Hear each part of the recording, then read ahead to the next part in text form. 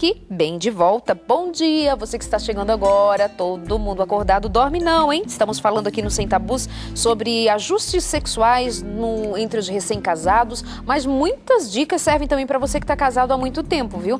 Tem gente que está casado há anos e anos, a fim, ainda não entende como é que a mulher se sente, como que ela gostaria de ser tratada, assim como tem homens também que não são bem entendidos pelas esposas. Então, no final das contas, o programa é para todo mundo que quer fazer o outro feliz e quer ser feliz também em seu relacionamento conjugal na área da sexualidade, né? Olha só, deixa eu ler aqui um trecho falando a respeito de que muitas vezes, na lua de mel, no primeiro dia do ato sexual ali, casou, tal, viaja, enfim, muitas vezes não há um ajuste já de imediato e a mulher normalmente, diz aqui, não tem prazer nessa primeira noite. Tem dificuldades, tem um rompimento do ímen, você sabe disso. E aí precisa muito da compreensão, da colaboração desse homem, desse marido. Está dizendo aqui, por exemplo, nesse texto, que o rapaz não deve pensar que é incapaz. Pelo contrário, não deve ficar com vergonha. Não é incapacidade do rapaz. Ele precisa saber que é um jovem absolutamente normal, é um homem normal. E ambos devem lembrar que seus corpos são diferentes, são inexperientes e que o ato sexual é um processo bem complexo. Não é isso, pastor? Exatamente. Ele tem que entender que esse é um processo do ajuste emocional e sexual dos dois. E essa experiência eles só vão adquirindo através do tempo. Inclusive, bons livros como o Ato Conjugal, do Tim e Beverly LaHaye, eles até ensinam alguns exercícios para estimular a questão do orgasmo. E até é falado aqui sobre essa questão desses 3 passos. O primeiro é sentir o orgasmo com carícias, sem o ato sexual. Até na primeira noite a gente orienta que o casal, devido a essa questão da dor e das vezes na virgindade, o rompimento do ímen, o desconforto, aquela coisa toda, que pode sentir através de carícias, que ambos fazem no outro. E isso não é masturbação. Então nós estamos falando de estágios. De estágios. Uma primeira forma de se conectar, de interagir com o outro sexualmente, carícias. O esposo, por exemplo, com a orientação da esposa, faz a carícia para que ela atinja o orgasmo com a carícia, sem penetração. Depois, existe, com o tempo, existe a penetração e a carícia. O orgasmo acontece não pela penetração, mas novamente pelo estímulo do marido. Depois chega um momento em que ela sente o orgasmo, os dois sentem quase junto, juntos. Só que isso leva um tempo, né? Leva um tempo. Isso aí seria um terceiro estágio, terceiro nível, quando eles conseguem atingir o orgasmo juntos. E às vezes ele pode sentir antes dela. Mas isso não quer dizer que os dois estão desregulados, que eles não são capazes, que não têm experiência, que é uma pessoa limitada, não. É esse ajuste sexual que é necessário e importante para os dois e para que eles entendam que isso vai com o tempo. Mas aqui está falando, por exemplo, eu queria só voltar ali um pouquinho no primeiro passo, quando fala de orgasmo manual. Isso aqui está falando de, por exemplo, o rapaz, o marido, fazer um toque clitoriano na moça. Sim. Mas vai ter algumas mulheres que vai dizer, não, eu acho que isso é meio pecado, porque eu já ouvi dizer que essa estimulação pode passar pela ideia dela de que isso pode ser masturbação. Não. Explica direitinho esse caso. Essa carícia, essas preliminares, Deus preparou, inclusive, o corpo humano para que ele haja assim, principalmente da mulher. Que existe todo um preparo emocional, com antecedência ao ato sexual, e depois, na hora do ato sexual, existem as carícias, desculpe. Os beijos, a manipulação do esposo, e até com orientação e cuidado dela dizendo o que machuca, o que não machuca, o que é desconfortável, o que não é desconfortável. Porque na ideia do homem é o seguinte, eu tenho, e existe até uma distorção ao ponto G, se eu conseguir achar o ponto G, ali pronto, aí é o caminho das pedras. Não é por aí. Pode ser que até o toque ali machuque, seja desconfortável. Não estou preparado ainda para você me tocar. Eu quero mais carinho, eu quero mais abraço, eu quero mais toque no meu corpo. Às vezes até um toque no pé, deixa a mulher preparada para o sexo. E ele acha, não, tem que ser já na genitália, tem que ir lá. Não, calma. Então ela tem que orientar. E quando for feito esse toque, é feito por ele, não por ela. A masturbação é um prazer egoísta. É eu me tocando, sozinho, eu me estimulando por mim mesmo, sozinho. Aí, assim, aí o problema é o quê?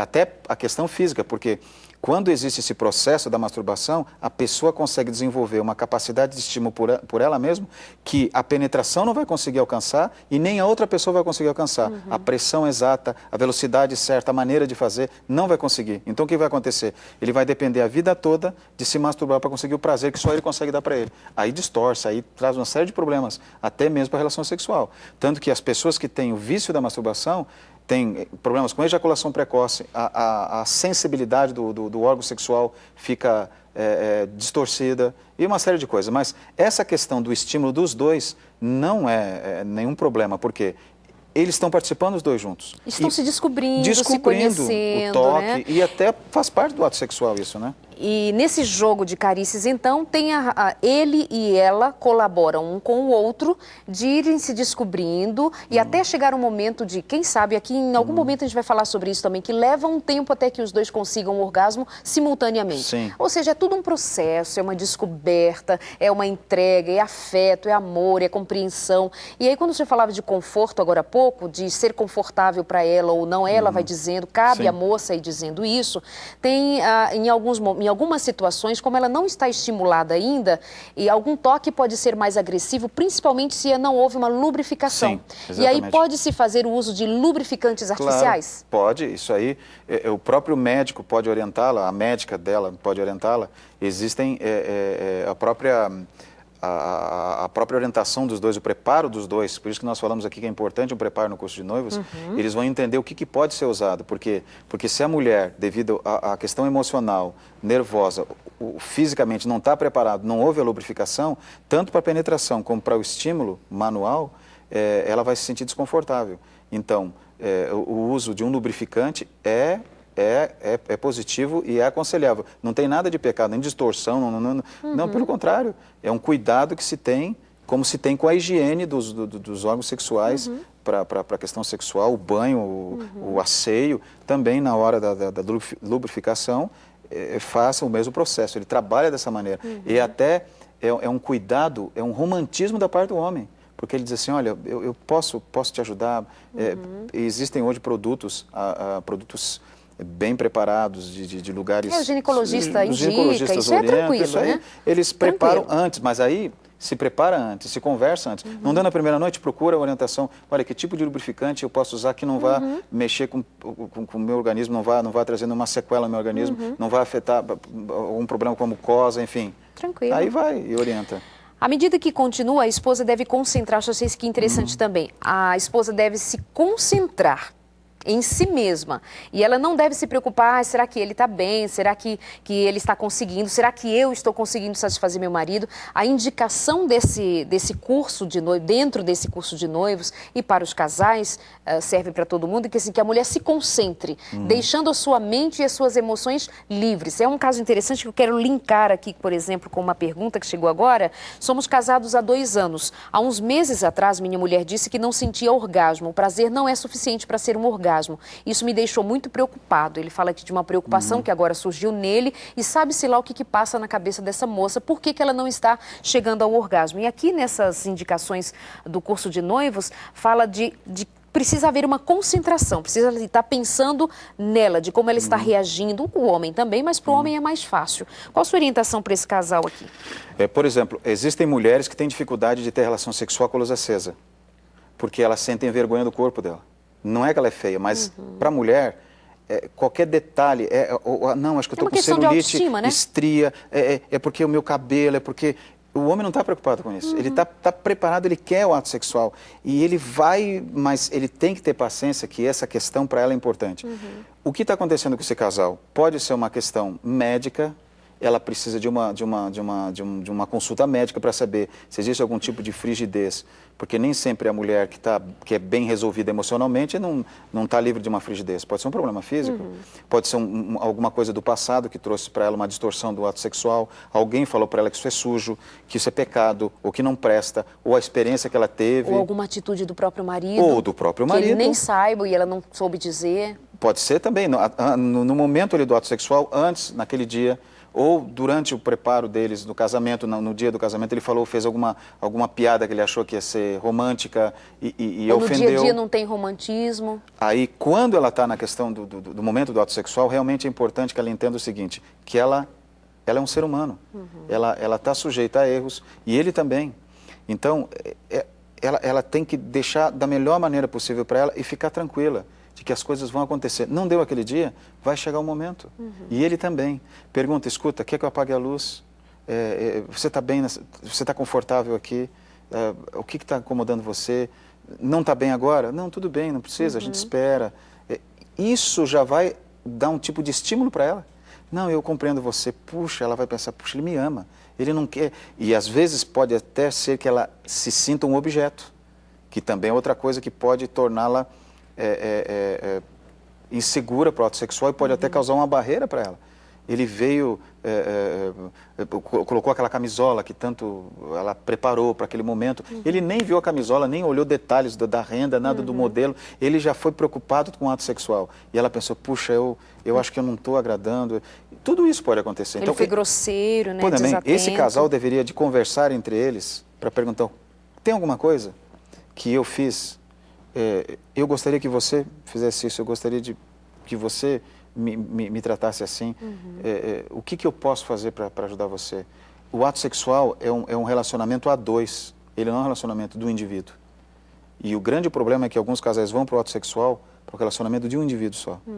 Aí sofrem e não encontram a realização que precisam. Que pena, mas olha, diante disso, comunicação, né, interação, Muita querer saber. conversa. Essa conversa também não pode ter o tom de cobrança. Mas como assim você não está afim? Como assim? O que eu fiz? Não, é assim, amor, conta, eu preciso saber para te ajudar. O que a gente vai fazer? Vai acabar por aqui? Vai ficar assim mesmo? Certamente ela vai dizer que não. Então, assim, conversa direitinho, sabe? Não se sinta ofendido. Ai, ela está me rejeitando. O homem tem isso também, né? Logo se sente rejeitado. Pobre, dizem que a linguagem de afeto para a mulher é o carinho do dia a dia, é o romantismo. Para o homem, assim, negou sexo, pronto, está me rejeitando. Tem casos específicos que o homem já será que ela tem outro? Será que ela está interessada em outro? Pelo amor de Deus, não se sente ofendidinho. Então se ponha no lugar dela, mas puxa, deve estar acontecendo alguma coisa. E vai com jeitinho, vai com carinho. Com carinho dá tudo certo, viu? O programa está ótimo, minha amiga Darleide, está nota 10, ore por mim, para que Deus me dê um casamento, pois sou divorciada há 10 anos. Menina, 10 anos? O que esses homens estão fazendo que não te viram ainda, né, linda? Mas olha, fidelidade ao Senhor, ainda que esteja só, fidelidade ao Senhor. Há tempo para todo o propósito debaixo do céu. Se isso é o que está escrito na palavra, vai chegar o teu momento, viu? O programa é tarde demais, vale a pena, te assisto todas as quintas, minha esposa fica fascinada. Manda um beijo para ela? Claro que eu mando. É a Lucilde, a mulher da minha vida. Quem diz é o Adeildo. Que lindo, Adeildo. Ih, tá garantido, hein? Garantido. Darleide, vale a pena ficar acordado até agora. O teu programa ajuda muito a relação dos casais. Parabéns pelo assunto de hoje. O Adeildo também mandou outro e-mail aqui pra gente. Muito obrigada. Tem uma curiosidade aqui daquela moça que quer saber o que significa o que está escrito ali em Romanos, onde está ela? Perdi aqui o e-mail, mas Romanos 1:26, que diz assim: até as mulheres mudaram o modo natural das suas relações íntimas por outro, contrário à natureza. Explica aí, pastor.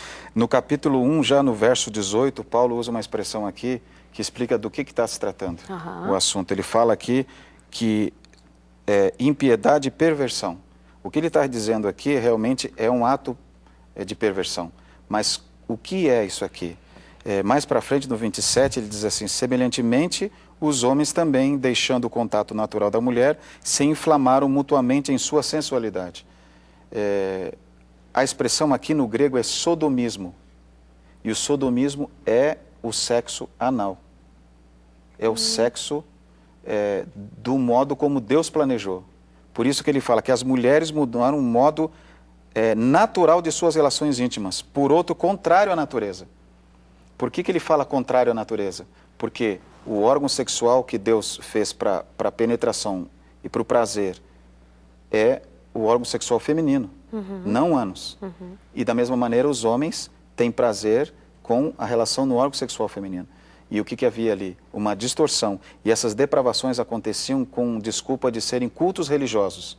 Eram centros de paganismo onde os sacerdotes e sacerdotisas se prostituíam com os adoradores com a desculpa de que aquilo era um ato religioso. Mas, especificamente, haviam depravações ali, que Paulo usa o termo perversão, que era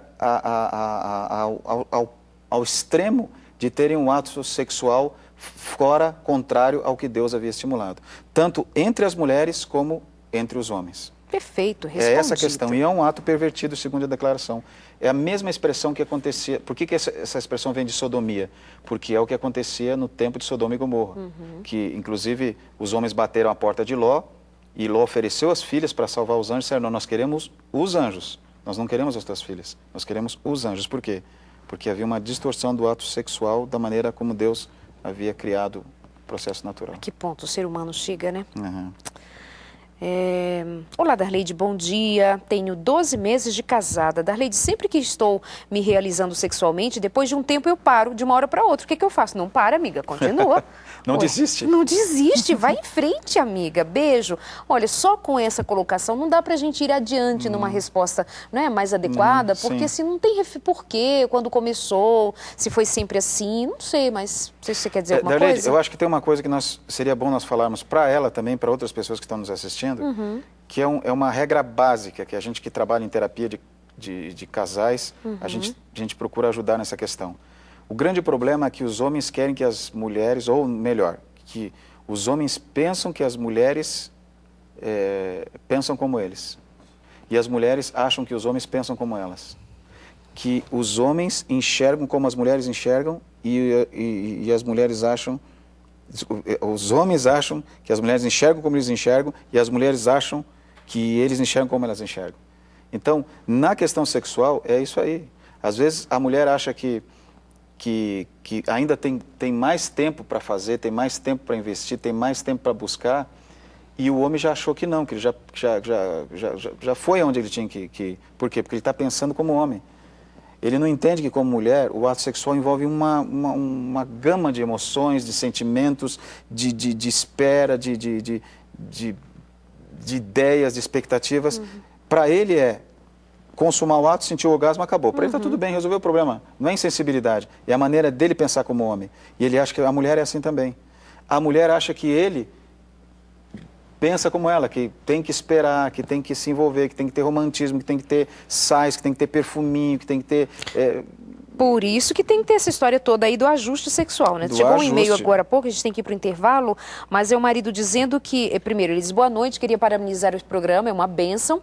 No meu caso, eu me preocupo mais com minha esposa do que comigo mesmo. Só que ela tem muito receio sobre o sexo, como, por exemplo, lugares onde eu posso tocar, que ela sente prazer. Parece que ela tem vergonha. E o intervalo da minha ejaculação até o orgasmo dela é muito grande. Vocês podem me ajudar? Vamos falar um pouquinho sobre isso logo depois do intervalo, a gente volta bem rapidinho, até já.